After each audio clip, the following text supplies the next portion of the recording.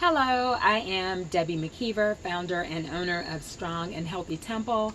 Welcome to my YouTube channel and welcome back to my series on mastering your mind during the wilderness season. This is part 6, and in this part I wanted to focus on the Old Testament character Job. And Job is an example of someone who was challenged to maintain faith through losing it all. And you may have had a Job wilderness experience at some point in your life, or this current pandemic, maybe that time period for you where your faith is being tested, from feeling like, the world is caving in around you. So if that is you, or that was you, I would encourage you to watch this till the end, as I'll talk about ways to master your mind and maintain your faith during that season. So with Job's experience, I want to start out talking about how the adversary was challenging God with regards to Job. When the Bible speaks about Job, it says that he was immensely rich. Not just rich, but immensely rich. So by today's standards, I think he wouldn't even be, a billionaire. I think he would be a trillionaire or a multi-trillionaire, because it really makes a point to distinguish the type of wealth that he has. And so this is a man who absolutely has it all. So not only is he extremely wealthy, but he also has a large and loving family, and he operates in optimal health. So he is truly the man who has it all. And so the adversary was challenging God that the only reason that Job was faithful to him was because he did have it all. And in this instance, I want us to look at the adversary the same way that we did in part 2, where we're not looking at it as a horned-rimmed creature, but rather the enemies of our own mind. And so what those adverse thoughts will do in our mind is that it will challenge us that the only reason that, we're into this faith stuff, or the only reason we believe in God or believe that God is good, is because everything is going well in our lives. And so our mind challenges us that if everything weren't going as well, would we really have, faith? Would we really believe then that God was good? And so the adversary challenges God to, take away, to allow him to take away Job's wealth. And he said that, if I take away his wealth, he'll curse you to your face. And so a series of losses started to happen for Job.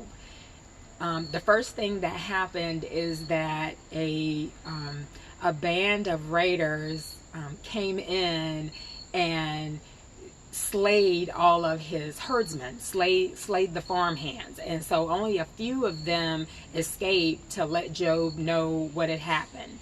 And then an instance came where the fire of God fell from the sky and burned up all his sheep and his flock. And only a few escaped to tell, Job what had happened. And then the next thing that happened is that a band of raiders came in and stole his flock and slayed all his servants, and a few of them escaped to tell Job what was going on. Then the fourth thing happened. It was like a domino effect, where his children were all at his oldest child's house, his oldest son's house, and they were partying and dining, and a great wind came and engulfed the house.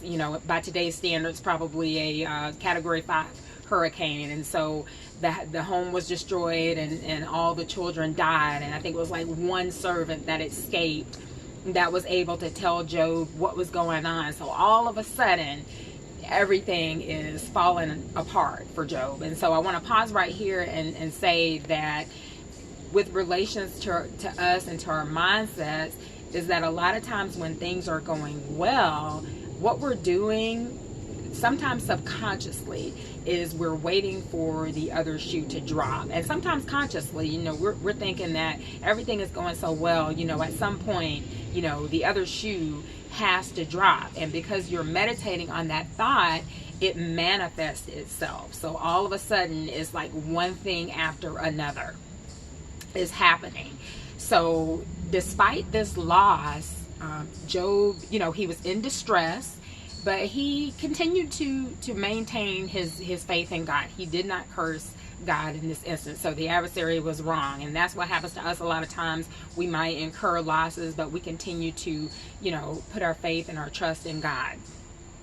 And so then the adversary was, let me touch his health. The only reason that he's still faithful to you, even though he's lost all of his wealth and all of his family, with the exception of his wife, that's the only reason that he's still faithful. That's the only reason that he still trusts, because he still has his health. And so, again, it's your own mind telling you these things. And so he allowed him to touch his body. So all of a sudden, Job is, stricken with this chronic disease, and he has these boils all over his body. He looks horrible. He's lost a tremendous amount of weight. His friends and relatives don't even recognize him. He doesn't even look the same. And so at this point, Job is completely in distress. He still does not curse God, but what he starts to do, and what we start to do, is he starts to throw himself a pity party. He starts feeling sorry for himself. And that's what we do. We start to feel sorry, and the woe is me, and we play victim. And instead of, getting still and hearing from God, and, just really trying to figure out what the lesson is and what really got us to where we are, we're so busy, feeling sorry for ourselves and trying to get attention, to the point that instead of going within to find the answers, we start looking outside of ourselves. And so that's what Job did in this instance, is he started looking outside of himself and looking for counsel in his so-called friends. And so basically what his friends did is what people do to us, is that instead of giving him wise counsel, they started judging him. But in this case, we're gonna relate Job's friends even to our own minds. And so the self-criticism starts. So this criticism that is coming from Job's friends is our own critical thoughts. Our thoughts and our minds that tell us that we did something to deserve what's happening to us, or that God is mad with us, and all these different things. And even Job's wife said, why don't you just curse God and die? It's like, at this point, you've lost it all. You're near death. You look a mess. What's with all this God stuff? Like, why are you still trusting God? Just curse God to his face and die. And so that's what's going on in our minds. So again, Job's wife represents our negative and adverse thinking. We're to the point that our mind is against us and saying things like, this faith stuff isn't working. This God stuff isn't working.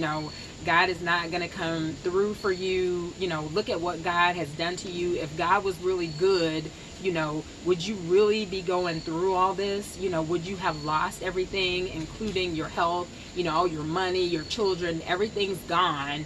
Like, why do you still even trust God? Just tell God deuces and, hit the road. That's what your mind is telling you. So your mind is representative of the negative advice that is coming from Job's wife in this case. And one critical thing that I wanted to point out is that, and it's in chapter 3, something critical that Job makes a statement about. He said, the thing that I greatly feared has come to pass. So Job had been in fear. And what fear does is that it stifles your mind. And when you focus on fear, whatever it is that you fear of loss, fear of abandonment, fear of failure, whatever it is, that is what's going to manifest.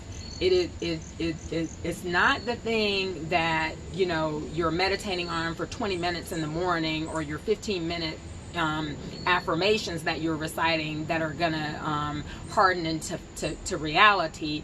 It is what you're focusing on, you know, for those other 8, 10, 12 hours a day.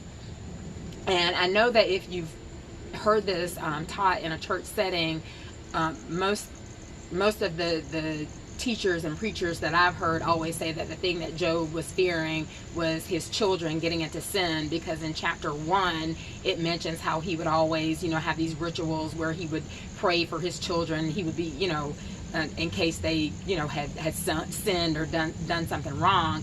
But when you look at the scripture, I don't even know why that was mentioned. I think that may have been just FYI.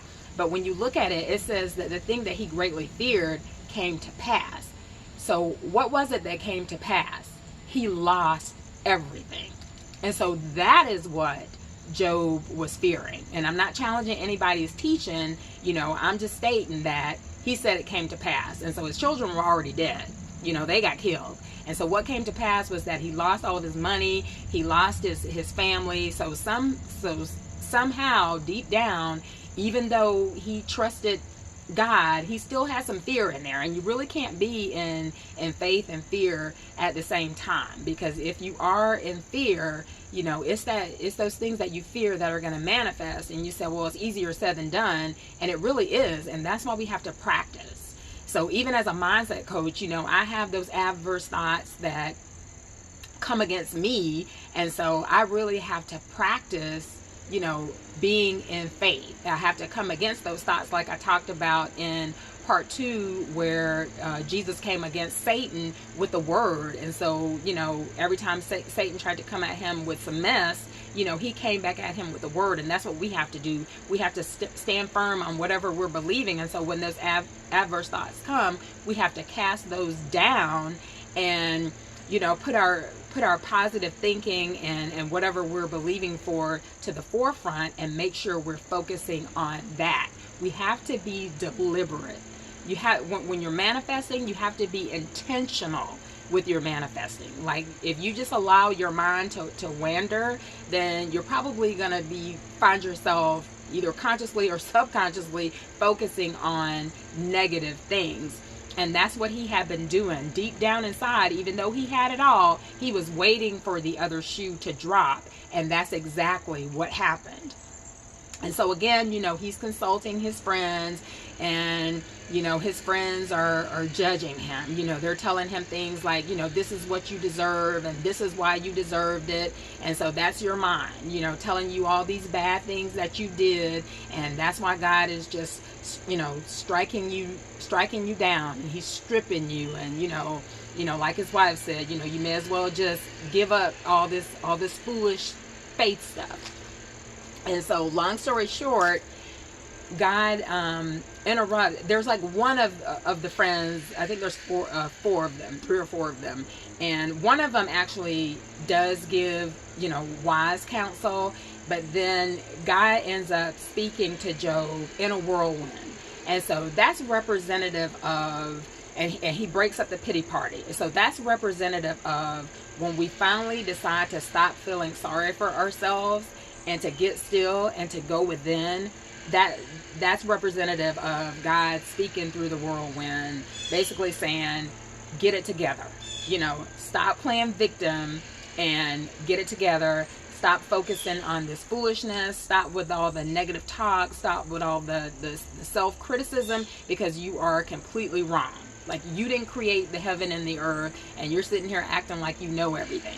And so God was, you know, coming at Job with all these hard questions that he couldn't answer, because, you know, challenging him that you're not the creator, so you weren't there in the beginning, so you obviously, you know, don't know anything. And that's us in our human form. You know, we do, you know, we have our divinity, our spirit form is our divinity, but in our human form, you know, that's exactly what we are. We're human, and we're perfectly flawed. We certainly do not, you know everything, and that's what our minds are will do is that our minds will start to be know-it-alls, and we think we know why we're going through what we're going through without going within and consulting God.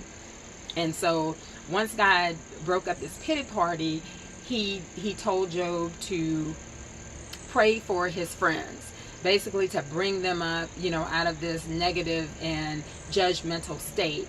And so that is representative of you taking your focus off of the self-judgment and criticism, and then focusing on being restored.